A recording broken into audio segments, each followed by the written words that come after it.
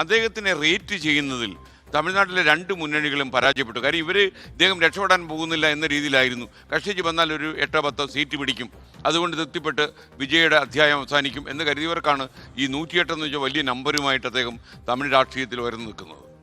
തീർച്ചയായും എസ്കൻ, വിജയ് ചെറുതായി കണ്ടോ എന്ന് ചോദിച്ചാൽ അത് കണ്ടു എന്നുള്ളത് തന്നെയാണ്. അത് വിജയ് തന്നെ പ്രൂവ് ചെയ്യുകയും ചെയ്തത് തെരഞ്ഞെടുപ്പ് കഴിഞ്ഞപ്പോൾ എന്നുള്ളതാണ് ഏറ്റവും പ്രധാനപ്പെട്ട കാര്യം. ഈ ജനങ്ങൾക്ക് വേണ്ടി എന്തെങ്കിലുമൊക്കെ കാര്യങ്ങൾ ചെയ്താൽ മാത്രം പോരാ, അത് ചെയ്തു എന്ന് അവർക്ക് ഫീൽ ചെയ്യുക കൂടി വേണം. അതിനപ്പുറം ഈ ചെയ്ത കാര്യങ്ങൾ അല്ലെങ്കിൽ ചെയ്യാൻ പോകുന്ന കാര്യങ്ങളുമായി ബന്ധപ്പെട്ട ഒരു ആവേശം ഈ ആൾക്കൂട്ടത്തിനിടയിൽ സൃഷ്ടിക്കുക കൂടി വേണം. അത് ഒരു ഏറ്റവും നല്ലൊരു പൊളിറ്റിക്കൽ തന്ത്രമാണ് എന്ന് തെളിയിച്ച ആൾ കൂടിയാണ് വിജയ് എന്നുള്ളതാണ് ഏറ്റവും പ്രധാനം. അതാണ് ഇന്നത്തെ അദ്ദേഹത്തിന്റെ സത്യപ്രതിജ്ഞാ വേദിയിൽ പോലും കണ്ടത്.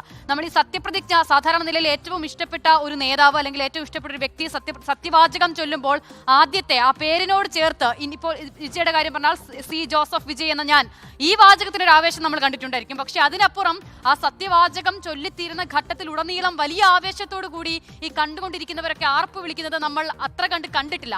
അപ്പോൾ അതിന് പോലും കഴിയുന്ന നിലയിൽ മുന്നിലിരുന്ന ആൾക്കൂട്ടത്തെ പരുവപ്പെടുത്താൻ വിജയ്ക്ക് കഴിഞ്ഞിട്ടുണ്ട്. അദ്ദേഹം കടന്നു വന്ന വഴികളുടെ കൂടി ഒരു ഗുണമാണ് എന്ന് വേണം നമ്മൾ കരുതാൻ. പൊതുവിൽ ഈ വിജയുടെയോ മമ്മൂട്ടിയുടെയോ ഒക്കെ മതം ഏതെങ്കിലും കാലത്ത് ആരെങ്കിലും തിരഞ്ഞിട്ടുണ്ടോ? പക്ഷേ വിജയൊക്കെ ഒരു മതത്തിന്റെ പ്രതിനിധിയാണ് എന്ന നിലയിലേക്ക് ഒരു ഐഡന്റിറ്റി പൊളിറ്റിക്സിലേക്ക് കൊണ്ടുപോകാൻ ഏത് കാലം തൊട്ട് BJP ശ്രമിച്ചോ ആ കാലം തൊട്ട് തന്നെ വിജയ്ക്ക് കിട്ടിയ വിസിബിലിറ്റി അതുകൂടി നമ്മൾ ആ നിലയിൽ കാണേണ്ടതാണ്. അതുകൊണ്ടാണ് ഇന്ന് സി ജോസഫ് വിജയ് എന്ന പേര് തന്നെ ഇന്ത്യയിലെ ഏറ്റവും വലിയ പൊളിറ്റിക്കൽ സ്റ്റേറ്റ്മെന്റ് ആയി മാറുക കൂടി ചെയ്യുന്നത്. അതാണ് തെരഞ്ഞെടുപ്പ് പ്രചാരണത്തിലായിക്കോട്ടെ, ഇന്നിപ്പോൾ സത്യപ്രതിജ്ഞാ വേദിയിലായിക്കോട്ടെ നമ്മൾ കാണുകയും ചെയ്തത്. ഇന്നിപ്പോൾ സത്യപ്രതിജ്ഞാ വേദിയിൽ വിജയ് ആഞ്ഞടിക്കുന്നത് DMK-ക്കെതിരെയാണ്. ഇപ്പോൾ DMK-യുടെ സഖ്യകക്ഷികളായി നിന്ന കോൺഗ്രസും ഇടത് പാർട്ടികളും ഒക്കെ പിന്തുണ കൊടുത്തുകൊണ്ടാണ് വിജയുടെ സർക്കാർ രൂപീകരിക്കാൻ പോകുന്നത്. അപ്പോൾ ആദ്യഘട്ടത്തിൽ പോലും DMK-ക്കെതിരെ ആഞ്ഞടിച്ചു കൊണ്ടുവരുന്ന വിജയുടെ പൊളിറ്റിക്കൽ സ്റ്റാൻഡ് അത് തന്നെയാണ് എന്നുള്ളത് തെരഞ്ഞെടുപ്പിന്റെ ഘട്ടത്തിലും ഉടനീളം വ്യക്തമായതുകൂടിയാണ്.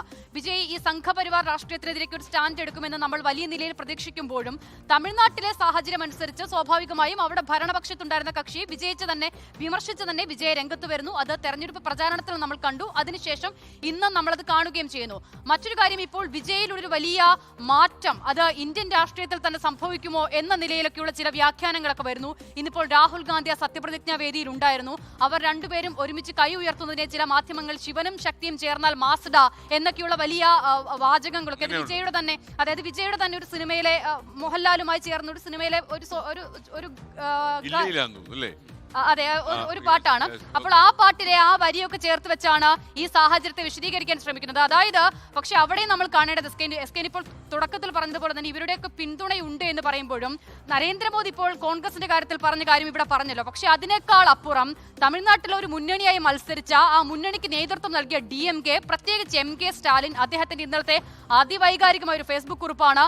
അതിൽ വളരെ കൃത്യമായി പറയുന്നുണ്ട് ഇപ്പോൾ DMK സഖ്യത്തിനൊപ്പം പിന്തുണ കൊടുത്തു നിന്ന എല്ലാ പാർട്ടികളും, അത് ലെഫ്റ്റ് ആയിക്കോട്ടെ എല്ലാ പാർട്ടികളും TVKക്ക് സപ്പോർട്ട് കൊടുക്കുമ്പോൾ, പിന്തുണ കൊടുക്കുമ്പോൾ അത് DMKയുടെ കൂടി ആവശ്യമായിരുന്നു എന്നുള്ളത് വേണം നമ്മൾ സ്റ്റാലിന്റെ ആ പ്രതികരണം കാണുമ്പോൾ കാണാൻ. കാരണം ഗവർണർ ഉപയോഗിച്ചുള്ള ഏതെങ്കിലും നിലയിലുള്ള ഒരു രാഷ്ട്രീയ തന്ത്രം അവിടെ വീണ്ടും ഉണ്ടാകുമോ എന്നൊരു ഭയം അവർക്കുണ്ടായിരുന്നു. അതിനെ ചെറുക്കേണ്ടത് ജനാധിപത്യ ബോധമുള്ള എല്ലാ മനുഷ്യരുടെയും ഉത്തരവാദിത്തമാണ് എന്ന നിലയിൽ കൂടിയാണ് ഈ സഖ്യത്തിന് പിന്തുണ പ്രഖ്യാപിച്ചു നിന്ന പാർട്ടികൾ TVKക്ക് പിന്തുണ നൽകുന്നത്. പക്ഷെ അപ്പോഴും അവിടെ കോൺഗ്രസ് സ്വീകരിച്ച സമീപനം നമ്മൾ കാണേണ്ടതാണ്. അത് സ്റ്റാലിൻ തന്നെ വളരെ കൃത്യമായി വിശദീകരിച്ചിരിക്കുന്നു. ഒരു വാക്കുമിണ്ടാതെ, ഒരാലോചന നടത്താതെ TVKക്ക് പിന്തുണ കൊടുക്കുന്നു എന്നത് മാത്രമല്ല, ഈ സവിശേഷ സാഹചര്യത്തിൽ കിട്ടാവുന്ന നിലയിൽ ആകെ 5 പേരാണുള്ളത്. അതിൽ തന്നെ കഴിയുന്ന നിലയിൽ അത്രയും ഏതൊക്കെ നിലയിൽ അധികാര രാഷ്ട്രീയത്തിലേക്ക് വരാമോ അതൊക്കെയും നേടാനുള്ള ശ്രമം അവിടെ നടത്തുന്നു എന്നതുകൂടി നമ്മൾ കണ്ടതാണ്. അപ്പോൾ ആ നിലയിൽ കോൺഗ്രസിന്റെ നിലപാടിനെ കൂടി വിമർശിക്കേണ്ടതുണ്ട്. അതിനുശേഷം രാഹുൽ ഗാന്ധി ഇന്നിപ്പോൾ ആ വേദിയിൽ വരികയും അതിനെ ശിവനും ശക്തിയും ചേർന്നാൽ മാസ് എന്നൊക്കെ പറഞ്ഞ് ആഘോഷിക്കുന്നതിനോട് കൂടിയുള്ള വിയോജിപ്പ് കൂടി രേഖപ്പെടുത്തുന്നു. ആ നിലയിലുള്ള ഇടപെടൽ അവിടെ നടത്തിയിട്ടില്ല കോൺഗ്രസ് എന്നുള്ളതാണ്.